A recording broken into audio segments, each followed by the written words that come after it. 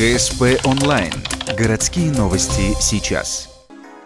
Депутаты Ухтинского молодежного совета прошли краткий курс по созданию социальных проектов. Мастер-класс провела сотрудник Республиканского центра молодежных инициатив. Так лектор напомнила собравшимся о том, на что необходимо обратить внимание при создании грантовых проектов. Например, любую акцию должна создавать целая команда. Как правило, задумки одиночек не берутся финансировать, так как человек может отказаться от этого по ряду причин. Также в обязательном перечне проведение соцопросов. Актуальность проекта – главный его критерий. После лекционной части участники смогли проверить знания на практике, создав, что называется, на скорую руку свой социальный проект.